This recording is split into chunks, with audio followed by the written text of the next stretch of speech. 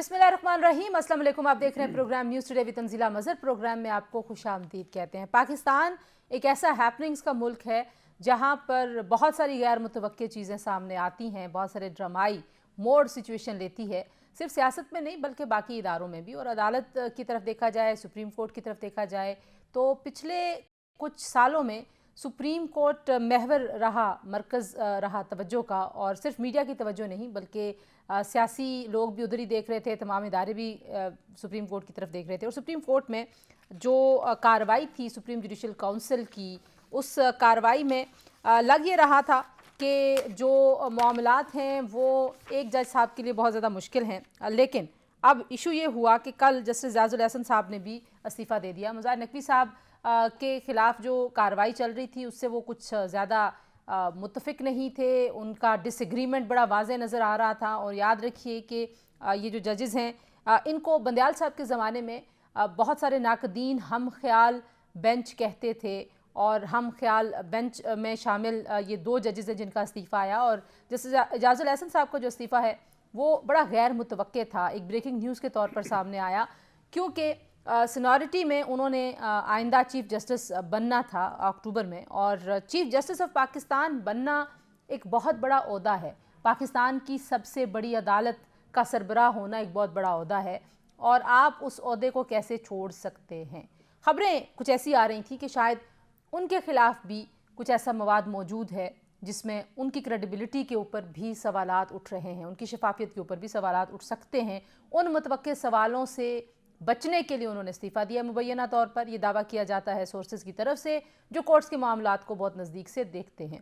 अब ये जो सुप्रीम जुडिशल काउंसिल की कार्रवाई है इसके बारे में दो तरह की राय पाई जाती हैं। एक तो ये कि जिन जजेस साहिबान के ऊपर इल्ज़ामात लगे उनके खिलाफ कार्रवाई हो रही है, और अगर वो इस्तीफ़ा दे दें तो वो कार्रवाई वहाँ पर ख़त्म हो जाएगी, वो अपने पर्क्स एंड प्रिविलेजेस के साथ रिटायर या मुस्ताफ़ी होकर घर चले जाएंगे, पेंशन भी मिलेगी और सारा जो हमारे सर्विसेज रूल के तहत उनका शेयर बनता है वो सारा वो ले लेंगे।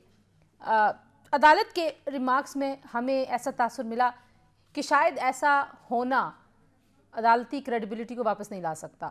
यानी कि जिनके ऊपर इल्ज़ामात हैं, मुज़ाहिर नकवी साहब के ऊपर अगर इल्ज़ामात हैं और कल अगर जैसे जाजुल एहसन साहब के ख़िलाफ़ भी कोई ऐसी ही बातें सामने आती हैं, इल्ज़ामात सामने आते हैं, तो उनको उसका जवाब देना होगा, गलत और सही का फ़ैसला होना होगा, और उसके बाद फिर ये कार्रवाई जो है ये हतमी नतीजे की तरफ जाएगी। तो आज हम प्रोग्राम में कुछ इसका जायज़ा लेने की कोशिश करेंगे, वजूहात क्या रही हैं, और ये जो दो इस्तीफ़े आए उसके बाद अब जो कॉम्पोजिशन ऑफ सुप्रीम कोर्ट है उस पर क्या इम्पैक्ट आएगा, आइंदा के जो सियासी हालात हैं उन पर क्या इम्पैक्ट आएगा। कुछ सियासत की बात भी हम करेंगे।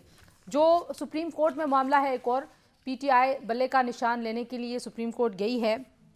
आज ऐसे लग रहा था कि शायद सुप्रीम कोर्ट में पाकिस्तान तहरीक इंसाफ की टीम को बहुत ज़्यादा तैयारी करके नहीं गई, और बार बार ये रिमार्क्स में ज़ाहिर होता रहा। तो क्या वाकई इतने अहम और इतने हसास मामले के ऊपर तैयारी नहीं थी, और कल अब इसका नतीजा आना है, क्योंकि कल ही अलॉट होने इंतखाबी निशान। तो ये कितना नेक टू नेक मामला चल रहा है, कितना टाइट है टाइम लाइन को अगर देखा जाए। और फिर जो एक और मामला जिस पर आज हमने बात करनी है उसी से शुरू भी कर लेते हैं, वो है गैलप का सर्वे, जिसमें नवाज़ शरीफ साहब की मतलब वापसी के बाद जो है वो नून लीग और तहरीक इंसाफ में जो मकबूलियत का फ़र्क है वो बड़ी तेज़ी से कम हो रहा है। और नवाज़ शरीफ साहब के आने के बाद पाकिस्तान मुस्लिम लीग नवाज़ को काफ़ी हिमायत मिली है, सपोर्ट मिली है। पाकिस्तान मुस्लिम लीग नवाज़ अपनी खोई साख हासिल करने में कामयाब हुई है।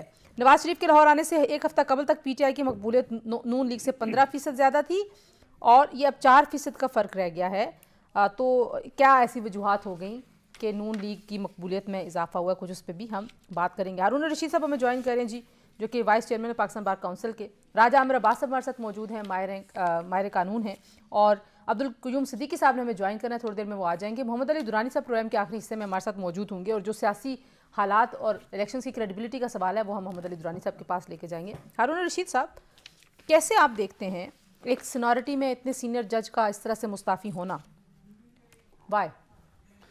देखें ना, अगर तो देखा जाए तो जिस तरह मुज़ाहिर नकवी साहब के ख़िलाफ़ रेफरेंस आया था, और रेफरेंस में पाकिस्तान बार कौंसिल ने भी फ़ाइल किया था रेफरेंस, प्रोविंशियल बार कौंसिल्स 5 थी, पाँचों ने फ़ाइल किए थे, तो उनके ख़िलाफ़ काफ़ी इंक्रिमिनेटिंग एविडेंस थी जिस बेस पे ये रेफरेंस दायर हुए। अदरवाइज़ तो पाकिस्तान बार कौंसिल कभी भी किसी वजह से भी, यानी कि ये नहीं कि अगर प्रूफ कोई नहीं है तो वो फाइल कर दे, कोई कभी दावा नहीं लोग कर रहे हैं कि बार काउंसिल जो है वो एजाजुल एहसन साहब के खिलाफ भी कुछ डॉक्यूमेंटेशन इकट्ठी कर रही थी, इज इट ट्रू? होता। कुछ डॉक्यूमेंट्स आए थे और वो भी शायद फाइल होने वाला था कुछ अर्से बाद।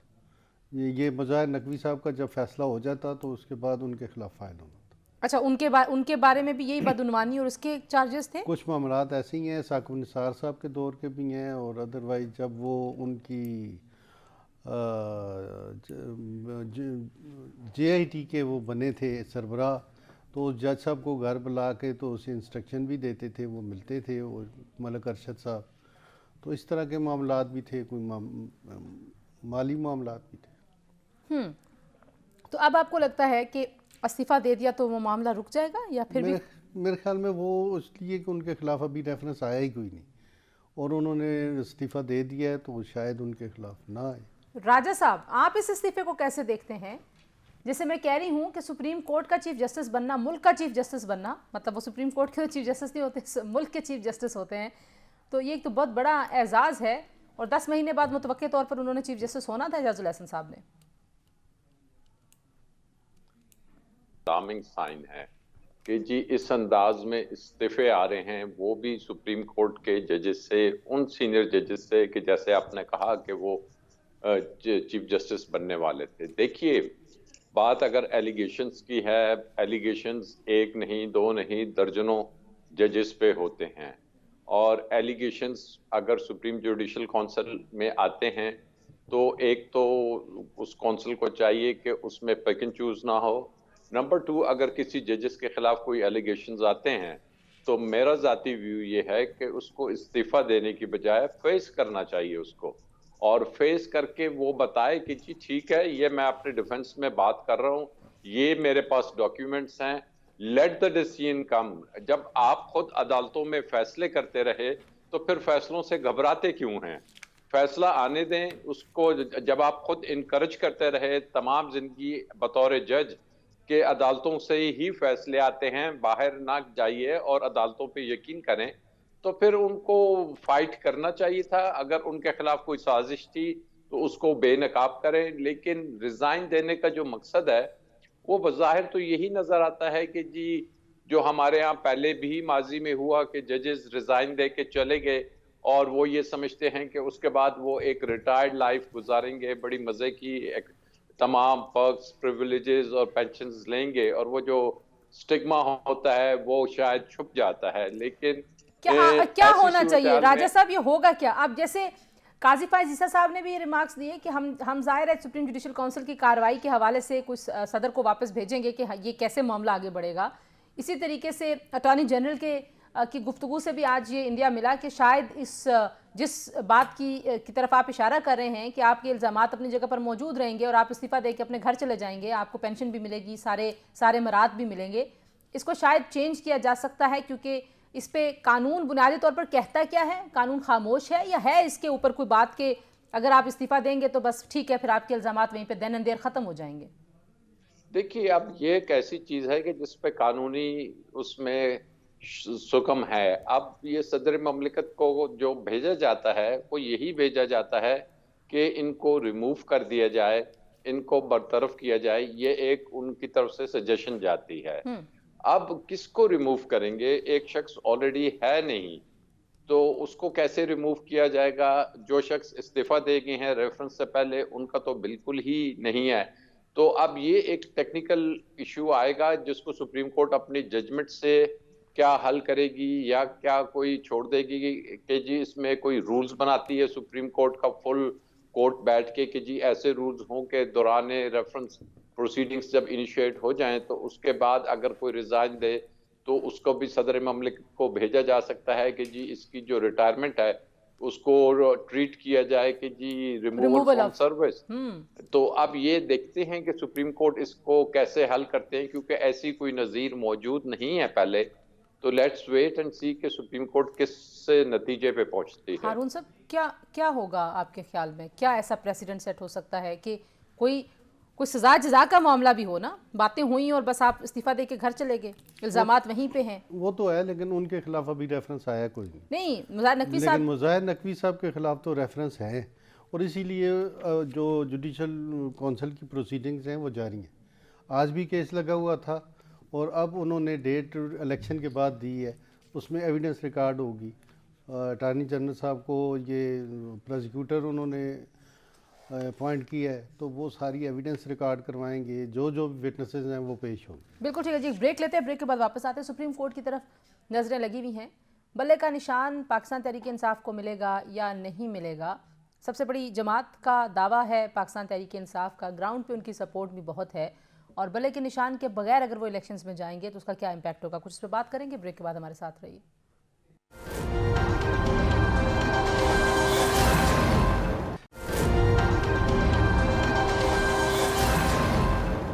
जी, प्रोग्राम में एक बार फिर आपको खुशामदीद कहते हैं जी। क्यूम सिद्दीकी साहब तशरीफ़ लेके आ चुके हैं। आपके आने से पहले मैं राजा साहब से और हारून साहब से ये पूछ रही थी कि वजूहात इस्तीफे की वाकई ब्रेकिंग न्यूज़ थी, शॉकिंग था, ये किसी को थी एक्सपेक्टेशन? नहीं, वाक़तन इजाज़ुल एहसन साहब के हवाले से जो है वो शॉकिंग न्यूज़ थी। मतलब मैं नहीं एक्सपेक्ट कर रहा था। और अब कल से आप वजह ढूंढ रहे होंगे, क्या वजह पता चली? बिल्कुल, हम तो खोज में लगे हुए हैं। मुख्तलिफ किस्म की बातें जो हैं वो सुनने में आ रही हैं, लेकिन हतमी तौर पे देखें ना, जिम्मेदारी का तकाजा तो यही है कि जब तक कोई इन्फॉर्मेशन ऑथेंटिक ना हो, हेर से तो बहुत ज़्यादा है, ठीक है, और उसके लिए वजूहात भी बहुत ज़्यादा हैं। वजूहात ऐसी हैं जो कि सामने नज़र आती हैं, वन कॉन्स्टिट्यूशन एवेन्यू का मामले से लेके और न जाने और बाकी कितने मामला तक। तो लेकिन समझ नहीं है ये हुआ क्या है। वाक़तन एक मौजज़ा हो गया है। मुझसे वाली बात है। अच्छा, मुझे ये भी बताएं कि और इस्तीफे भी आ रहे हैं? फिर ये देखें ना, स्पेकुलेशन जो है वो स्पेकुलेटिव जर्नलिज्म नहीं हमें करना चाहिए। शायद अब निचली अदालतों से शायद कुछ मैं मतलब जो है ना, बहरहाल हम ख्यालों से और इस्तीफे नहीं आएंगे। ओके, अच्छा चलें जी, अब पीटीआई की तरफ चलते हैं। पहले वैसे आपसे मैं पूछ लेती हूँ, क्योंकि दोनों माहिरीन कानून जो हैं वो तो अपनी कानूनी राय देंगे। ये तासुर ठीक है कि पीटीआई के लोग तैयारी करके नहीं आते? तासुर क्या, मेरा मतलब है अब तो वो लाइव टेलीकास्ट होता है। आप देख लीजिए कि कौन कौन से केस हैं जिनके अंदर पीटीआई खुद आई पिटिशनर बन के, और फिर ना उनको पता था कि कौन सा पेज है, कौन सा पेज नहीं लगाया, और हर उस केस के अंदर उन्होंने तैयारी के लिए वक्त मांगा। आज की भी मिसाल ले लीजिए, हामिद खान साहब पाकिस्तान तहरीक इंसाफ को कहती ज़रूर है कि जी हमारा फौरी केस लगाया जाए, और फौरी जब केस लगता है उनका तो फिर वो उनकी प्रेपरेशन नहीं होती, फिर वो टाइम मांगते हैं। आज भी हामिद खान साहब ने जो है वो यही कहा कि हम परसों तक जो है वो आप टाइम दे दें ताकि हम प्रिपेयर होके आए। अभी तो नोटिस भी नहीं मिला। राजा साहब, ये क्या मामला है? पहले तो ये बताएं कि क्या आपको चांसेस क्या लग रहे हैं पीटीआई के बल्ला निशान वापस मिलेंगे नहीं? और ये जो वकला के हवाले से बड़ी बहस हो रही है सोशल मीडिया पे कि शायद तैयारी नहीं करके आते, फीस नहीं मिल रही पीटीआई के वकला को, क्या चल रहा है? नहीं, मैंने एक्चुअली आज प्रोसीडिंग्स देखी नहीं, तो मैं नहीं कह सकता कि उनकी तैयारी क्या थी या क्या नहीं थी। तो लेकिन आज उन्होंने, अभी तो हामिद खान साहब को उन्होंने कोर्ट किया, उन्होंने खुद कहा कि आप हमें वक्त दे दें। मेरे ख्याल उन्होंने कल अभी अपनी बहस करनी है, जो मैं पढ़ रहा था कि उनकी बारी कल आएगी। आज तो इलेक्शन कमीशन ऑफ पाकिस्तान जो भरपूर तैयारी के साथ आया हुआ था, वो उनकी तरफ से शायद आर्ग्यूमेंट्स थे, और अभी ये केस चलेगा, कल भी चलेगा। अब इसमें टाइम का बड़ा जो है इशू है कि टाइम इज द एसेंस, क्योंकि कल लास्ट डेट है और एलोकेशन ऑफ सिंबल्स। अब मैं समझता हूं कि ये पार्टी से ज्यादा जो इशू है ये अवाम का इशू बन चुका है, क्योंकि अगर अवाम को आईने पाकिस्तान अपनी मर्जी के वोट देना, अपनी मर्जी की पार्टी को चुनने का इख्तियार देता है, तो फिर किसी पार्टी के कॉन्स्टिट्यूशन को सामने रखते हुए दोनों को अगर हम देखें तो फोकियत ऑब्वियसली इस मुल्क के आइन को होगी। तो क्या हम इस स्टेज पे जब शेड्यूल अनाउंस हो गया, जब चंद दिन रह गए हैं इलेक्शन में, तो हम आवाम को उनकी बुनियादी हक से इस तरह महरूम कर सकते हैं कि वो जिस पार्टी को चाहते हैं उसके का निशान जो सा है, उसका जो सिंबल है, ये वो पार्टी ही बैलेट पेपर पे ना हो। दिस इज समथिंग कि जो कोर्ट्स को अब देखना होगा कि जी ठीक है, कोर्ट्स क्या देखेंगे हारून साहब? टेक्निकल चीजें देखेंगे, क्योंकि आज मैं देख रही थी चीफ जस्टिस साहब कहते हैं कि अगर तो इंटर पार्टी बहुत सारे लीगल क्वेश्चंस हैं ना। आपने देखना है कि इलेक्शन कमीशन ऑफ पाकिस्तान भी एक कॉन्स्टिट्यूशनल इदारा है, आया क्या उसके इख्तियारात को सर्कमस्क्राइब किया जा सकता है? और फिर दूसरा जाहिर है कि कॉन्स्टिट्यूशन की इंटरप्रिटेशन भी करनी है, और फिर तीसरा है कि कानूनी पोजीशन क्या है। और ये मामला आज से तो नहीं है, आज सारे फैक्ट्स जो हैं वो सामने आए हैं कि 2020 से election commission of Pakistan party inter party elections के लिए कह रहा है। पहले 1 साल दिया, फिर उसके बाद मुख्तलिफ किया, फिर 1 इलेक्शन 2 इलेक्शन, तो सब चीजें देखनी वो है। हारून सब सारी चीजें राय साहब की देखेंगे। बात से इत्तफाक करते हुए कि आर्टिकल 17 जो है वो इसके अंदर बड़ा मेरा ख्याल है कि वो अहम किरदार अदा करेगा। हारून साहब आपको क्या लगता है, टेक्निकलिटीज ज़्यादा देखी जाएंगी या एक तासुर है ना कि क्योंकि हमारी अदालतें सियासी हालात तो वाक़यात से मुतासर तो होती रही हैं माजी में, तो हम चाहते हैं एक बार फिर मुतासर हो जाए? नहीं, मेरा नहीं ख्याल कि जो लॉ कहता है या इलेक्शन लॉज के मुताबिक पॉलिटिकल पार्टीज़ को अपने इलेक्शंस करवाने चाहिए। और वो जो इलेक्शन हुआ था पीटीआई का, उसमें काफ़ी सिकम थे, डेफिशिएंसीज थी, इसलिए कि एक तो फौरी उन्होंने इलेक्शन अनाउंस किया, सेकेंडली उन्होंने इलेक्शन कमीशन जो नॉमिनेट किया वो इलेक्शन कमीशन एल नहीं था, ऑलरेडी उनका इलेक्शन कमिश्नर था उस पार्टी का। और फिर इलेक्शन इस्लामाबाद में होने चाहिए थे जो कि पेशावर के किसी गांव में हुए हैं, और सडनली उन्होंने एक कैंडिडेट दे के जी कि ये हुआ है, इलेक्शन नहीं हुआ, सिलेक्शन ही हुई है। उस वजह से फिर ये अब सुप्रीम कोर्ट एन आर्ग्यूमेंट कि बाकी पार्टियों में भी तो यही होता है। नहीं, बाकी पार्टियों में कोई कंटेस्ट नहीं कर रहा है। इधर तो रिस्पांडेंट जो हैं वो अकबर साहब जो हैं वो भी पार्टी हैं, बाकी लोग भी पार्टी हैं, उसके अपनी पार्टी के लोग पार्टी हैं। बल्कि हामिद खान साहब ने कहा कि ये बानी रुकन है, हमारे बानी रुकन है और रिस्पांडेंट्स हैं, वो कंटेस्ट कर रहे हैं और वो खुद कह रहे हैं, अदरवाइज कोई सियासी जमात इनकी मुखालफत नहीं कर रही। अच्छा, एक और चीज़ जो हुई है वो राज साहब जल्दी से अगर आप उस पर कॉमेंट कर दें। ये गैलप का सर्वे आया है कि नवाज शरीफ की वापसी के बाद नून लीग जो है वो मकबूल हो गई है ज़्यादा और पीटीआई के करीब करीब पहुंच गई है। क्या राय है आपकी इस बारे में? देखिए जी, मैं तो राय पहले भी बड़े ये सर्वेज आते, सोशल मीडिया पे भी आते रहे। I don't believe in this surveys. मैं तो कहता हूँ अब जरा 8 तारीख तक इंतजार कर लिया जाए, इलेक्शंस हो जाएं, अवामी जलसों से या पता चल जाएगा या वोट वाले दिन से पता चलेगा कि जी किसकी क्या मकबूलियत है, और वही उसकी यार्डस्टिक होती है। कभी हम हर तरह के सर्वेज देख रहे हैं, तो अजीबो गरीब सर्वेज भी देखे हैं, तो I don't believe personally in surveys, क्योंकि मुझे इनके फिगर्स पे हमेशा से कोई एतमाद नहीं रहा। अच्छा, एतमाद तो करना चाहिए कोई सिद्दीकी साहब? देखिए, जो सर्वेज हैं वो बड़ी साइंटिफिक बुनियादों पे होते हैं। आप सिर्फ पाकिस्तान के अंदर नहीं होते, बाकी जगहों पे भी होते हैं, लेकिन पाकिस्तान के अंदर एक ये बिल्कुल एक नया सब्जेक्ट है। उसके लिए सर्वेज के अंदर क्वेश्चंस जो हैं वो किस तरह से फ्रेम किए गए थे, सैंपल साइज कितना था और कितना वो था, और उसके ऊपर बेस करके वो करते हैं। गैलप के सर्वेज काफ़ी अच्छे भी रहे हैं, लेकिन बात फिर वहीं पे ही आ जाती है कि इलेक्शन, हमने ये भी देखा कि 2013 के इलेक्शन में भी पार्टियों के बड़े बड़े जलसे थे, लेकिन फिर इंतखाबी नताइज तो बिल्कुल मुख्तलिफ आए थे उससे। तो अब जो है इलेक्शन के कैंपेन मेरा ख्याल है कि उस तरह से शायद बाकी बड़ी मेजर पॉलिटिकल पार्टीज़ जो हैं उनमें पाकिस्तान पीपल्स पार्टी है वो कर रही है, लेकिन पाकिस्तान तहरीक इंसाफ की कैंपेन एक गैर महसूस तरीके से जो है वो हो रही है। आप देखते हैं कोई बल्ले का निशान, मेरा ख्याल है कि जितनी बल्ले के निशान की मार्केटिंग हो चुकी हुई है या कैंपेन चल चुकी है, शायद ही किसी और पॉलिटिकल पार्टी के हवाले से इस तरह की कोई बात हुई हो।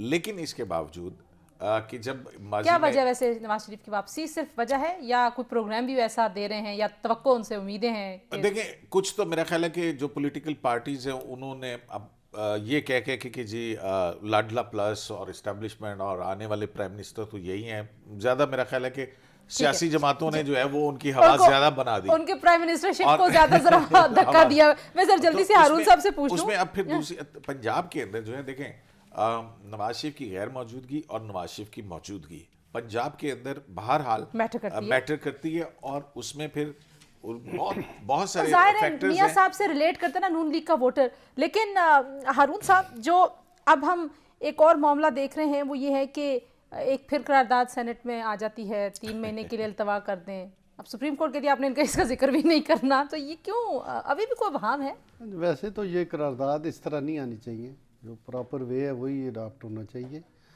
तो इस तरह तो ये नहीं कि असम्बली वही इलेक्शन लड़ के आते हैं और वही कहें कि इलेक्शन ना हो, इलेक्शन डिले हो। इलेक्शन अब सुप्रीम कोर्ट ने ऑर्डर किया हुआ है, 8 फरवरी का उन्होंने कहा हुआ है कि ये पत्थर पे लकीर है, लिहाजा 8 फरवरी को इलेक्शन करवाएं, तो इलेक्शन हो जाएगा। बाकी तो क्योंकि हमारे यहाँ ऐसी मिसालें हैं ना कि सुप्रीम कोर्ट अपने फैसलों पे अमल दरामद नहीं करा पाई, तो बंदियाल साहब की कोर्ट नहीं करा पाई थी, तो शायद ये रिवाज तो नहीं पड़ जाएगा। मेरा नहीं ख्याल कि काई साहब के होते हुए ऐसा हो।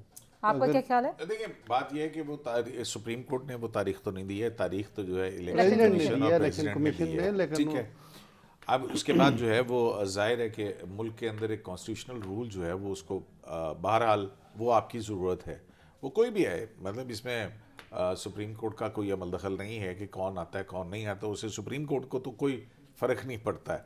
हाँ, अगर फ़र्क पड़ता है तो मेरा ख्याल पॉलिटिशियंस को भी नहीं कोई पड़ता। ऐसा गैर मामूली कुछ चीज़ हो रही है? आज भी मैं देख रही थी कि कुछ ट्वीट्स शेयर हुए थे कि अगर इमरजेंसी लग जाए, ये अगर इमरजेंसी वाला सीन क्यों पाकिस्तान में ऑफ नहीं होता, मुझे समझ नहीं आती। नहीं, मेरा नहीं ख्याल है कि ये रूमर्स ही हैं वैसे तो। मुझे तो वैसे कोई रुकावट बज़ाहिर नज़र नहीं आ रही है कि 8 फरवरी को जो है वो इलेक्शन। राजा साहब, इंशाल्लाह इलेक्शंस हो रहे हैं 8 फरवरी को, आपको भी ये लगता है कि सुप्रीम कोर्ट काजी फाजी साहब चीफ जस्टिस हूँ और सुप्रीम कोर्ट ये कहे कि पत्थर पे लकीर है, तो फिर पत्थर पे लकीर इंशाल्लाह उसको समझना चाहिए?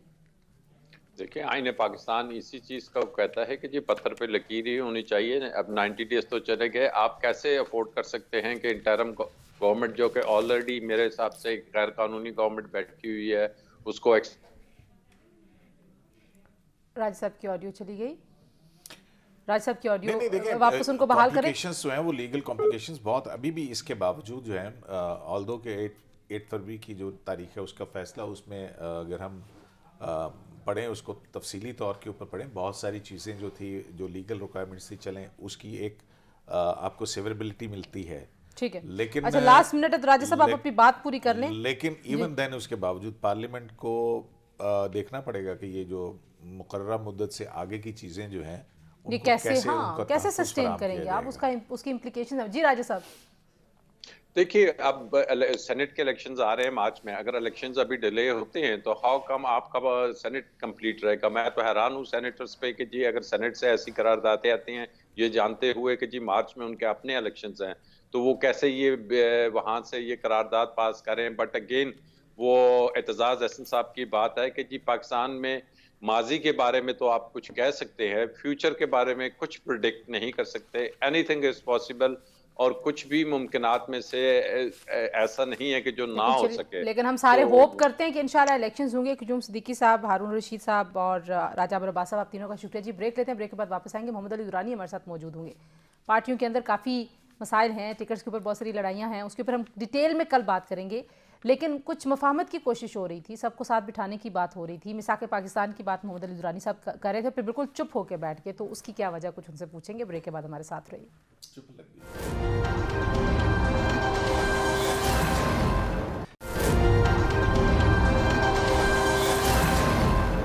जी, प्रोग्राम में एक बार फिर आपको खुशामदीद कहते हैं। प्रोग्राम के आखिर में कुछ बात करते हैं जो सियासी माहौल बना हुआ है। मोहम्मद अली दुरानी साहब, सीनियर सियासतदान, साबिक वफाकी वज़ीर, हमारे साथ मौजूद हैं। दुरानी साहब, इलेक्शंस का अभी गहमा गहमी अभी चली नहीं थी, तो आप बहुत ज़्यादा कोशिश कर रहे थे कुछ मफाहमत की और तमाम स्टेक होल्डर्स को साथ बिठाने की। वो कोशिशें आपने रोक दी, ऐसा लगा कि शायद आप खामोश होकर बैठ गए हैं, तो ऐसा ही है, खामोश होकर बैठ गए, देखने लग गए कि क्या चल रहा है? बिस्मिल्लाहिर्रहमानिर्रहीम। देखिए, मफाहमत की तो ज़रूरत उस वक्त भी थी और आज भी है, और इस वक्त जो ग्राउंड की रियलिटीज़ हैं वो भी ये डिमांड कर रही हैं कि तमाम पॉलिटिकल लीडरशिप्स जो हैं वो आपस में मिल बैठ के एक ऐसा माहौल बनाएं जिसमें टकराव के बजाय मुल्की मफाद को बालातर रखा जा सके। लेकिन अनफॉर्चुनेटली जैसे माजी में होता रहा है वैसे ही इस वक्त भी लीडरशिप्स जो हैं वो अपने सियासी मफाद को देख रही हैं, अवाम के इंटरेस्ट को या अवाम के या मुल्क के मफाद को, उसकी तरफ मेरा नहीं ख्याल कि उनकी बहुत ज़्यादा तवज्जो है। मेरी कोशिश तो कल भी थी और आज भी है और आज भी जारी है, और मैं ये समझता हूँ कि कोशिशें वही बराबर रास्ता साबित है। नहीं हुई मोहम्मद अली साहब, कोई जवाब नहीं आया देखिए, मसबत। उसमें 12 एक हद तक तो ये था कि एक तो मेरा ये ख्याल था कि जो एक पार्टी की तरफ से, पीटीआई की तरफ से जो एक शिद्दत का रवैया था, वो मैंने इंसिस्ट किया कि पाकिस्तान के जो इदारे हैं, जमहूरियत और फौज, इसके ऊपर किसी किस्म का गैर जरूरी क्रिटिसिज्म नहीं होना चाहिए। इन सब को तो हमने इग्नोर कर दिया। लेकिन अब दूसरी तरफ वो लीडरशिप्स हैं जिन्होंने माजी में भी हुकूमत की है और अब वो दोबारा बाहर सूरत हुकूमत में आना चाहते हैं। वो पाकिस्तान के अंदर जो है अवाम के जोर से नहीं, बल्कि अपने, जिसे कहते हैं ना कि अपने अरेंजमेंट्स के जरिए जो है इक़्तिदार में आना चाहते हैं। अब पीडीएम के जितनी भी पार्टियां हैं या पीएमएलएन की जो लीडरशिप है, वो मेरा ख्याल ये है कि वो बाहर सूरत बाहर कीमत वो अवाम के सरों के ऊपर से गुजर के भी इक़्तिदार में आना चाहते हैं। अब उसके लिए हम तो दुआई कर सकते हैं, लेकिन हम लेकिन समझते हैं आप कि बड़े जो अरसे आज बाद क्योंकि पहले मुतहरक हुए थे, तो आपको नहीं किसी सियासी जमात ने अप्रोच किया, या किसी ने नहीं कहा कि आप भी कोई एक सियासी जमात बना लें? आप एक प्लेटफॉर्म तो क्रिएट करने की कोशिश कर रहे थे, इलेक्शन का माहौल भी था, वो कहते हैं ना मौका भी है। देखें, और और मैं तो इस वक्त ये देखें, इस वक्त की जो सियासी पार्टी हैं, अनफॉर्चुनेटली वो तो मारूसी पार्टियां हैं। उनका सारे का सारा पूरा खानदान, जिसे पंजाबी में टब्बर कहते हैं, कि पूरा पूरा टब्बर जो है वो हर पार्टी की छत पे बैठा हुआ है, और जिसने भी आना है उसके नीचे आए, और रोता हुआ आए या हंसता हुआ आए, उससे पार्टी के लीडर के खानदान के आगे सरनगू होना पड़ता है। मैं ऐसी किसी सियासत के लिए तैयार नहीं हूँ जिसके अंदर मैं अपने ज़मीर के बजाय और अपने सोच के बजाय, अपनी फिक्र के बजाय, अपनी कौमी मफाद के बजाय किसी फर्द या अफराद के ज़ाती मफादात के लिए काम करने के लिए तैयार नहीं हूँ। इसलिए मैं एक्टिव भी हुआ, मैंने एजुकेट भी किया, और आज जो है ये बात रोज़े रोशन की तरह पूरी कौम पे या हो गई है कि जो हमारी सियासी पार्टियां हैं वो अवाम से हटते हुए ना वो बल्दियाती इंतखाबात कराती हैं, ना वो अवाम के फंड्स अवाम को देती हैं, ना वो अवाम की राय पे एतमाद रखते हैं, बल्कि वो सिर्फ और सिर्फ अपने मफाद को फोकस करके उसी के ऊपर चलते हैं। सही। तो ये जो कैफियत है, ये अगले इलेक्शन के बाद भी उन्हें कहाँ लेके जाएगी वो मैं आज देख सकता हूँ। दुरानी साहब, यही मेरा आखिरी आपसे जो सवाल है कि जो इलेक्शन से पहले जितने अबहाम हैं, जितने शुकूक व शुबहात हैं, क्रेडिबिलिटी का मसला है, पीटीआई जो है वो बल्ले का निशान वापस लेने के लिए सुप्रीम कोर्ट में है, कल उसका फैसला आ जाएगा। आपको लगता है कि बाद में हालात थोड़े से साजगार हो जाएंगे सियासी तौर पर, या यही कशमकश की सूरत हाल आप देख रहे हैं? देखिए, मैं आज की जो चीज महसूस कर रहा हूँ, मुझे ये शक लग रहा है कि शायद केपीके में इंतखाबात से हुकूमत भाग जाएगी, या जो ये पार्टियां हैं पीडीएम की, ये केपीके में इंतखाबात के इल्तवा के लिए पूरी कोशिश करेंगी, क्योंकि पूरे मुल्क में होने वाले इंतखाबात को ये अपने इंटरेस्ट में नहीं समझते, और ये नहीं चाहते कि मुल्क में एक ही वक्त में तमाम इंतखाबात होने के नतीजे में एक ऐसी हुकूमत बन सके जिस हुकूमत के नतीजे में मुल्क आगे चले। दूसरी बात यह है कि जिस तरीके से ये अवाम की राय के ऊपर से गुजर के आना चाह रहे हैं, मैं इलेक्शन के बाद भी इस कैफियत के अंदर कोई स्टेबिलिटी महसूस वाई नहीं कर रहा। केपीके, मैं दुरानी आज साहब, भी यही why KPK, why would you guess this? KPK, हाँ, मैं ये गैस इसलिए कर रहा हूँ कि केपीके के अंदर ये उतनी भी मैनेजमेंट नहीं कर पा रहे जितनी पंजाब में और सिंध में इन्होंने कर ली है। उतनी मैनेजमेंट चूंकि नहीं हो पा रही, वहां पे पब्लिक का रिएक्शन ज्यादा है, तो इन्हें ये लग रहा है कि अगर केपीके को आइसोलेट कर देंगे हम, और उस आइसोलेशन की वजह से पहले बाकी सूबों में हो जाएंगे, उसके बाद शायद केपीके में, ये मेरा गेस है, मेरा I can be wrong in that. मेरा तो ये ख्याल है कि एक ही सूरत में एक ही वक्त पूरे मुल्क के अंदर एक इंतखाबात ऐसे होने चाहिए जो मुल्क को आगे लेके जाएं। लेकिन इस वक्त की जो सूरत हाल है, ये नेशनल यूनिटी गवर्नमेंट मसले का हल था, तमाम पार्टियों का आपस में मिल बैठना मसले का हल था, लेकिन तमाम पार्टियां जो हैं वो अपने मफाद, अपने जाती मफाद, अपने बच्चों के मफाद और अपने पॉलिटिकल इंटरेस्ट्स के लिए मुल्क के मफाद को किसी भी सूरत में बालादस्त रखने के लिए तैयार नहीं है। इसलिए आपने मुझे ये लगता ना है कहते हुए भी को बहुत बड़ी बात की है, और वो जाहिर है वो क्या सराई, सिर्फ क्या सराई नहीं है, ग्राउंड रियलिटीज को नापते तोलते हुए आपने वो बात की है। लेकिन बस मुझे ब्रीफ सा कमेंट दे दीजिए, बल्ला नहीं मिलता पीटीआई को, फिर भी आपको लगता है कि वो जो मैनेजमेंट जिसका आप जिक्र कर रहे हैं वो मुमकिन नहीं होगी? मेरा नहीं ख्याल, वहां पे हालात मुख्तलिफ हैं। ग्राउंड, मैं तो देखें, मैं तो ग्राउंड की बात करता हूँ, मेरा किसी पार्टी से कोई इंटरेस्ट नहीं है, मैं किसी पार्टी के लिए काम नहीं कर रहा, मैं तो इस वक्त सिर्फ और सिर्फ पाकिस्तान के लिए काम कर रहा हूँ।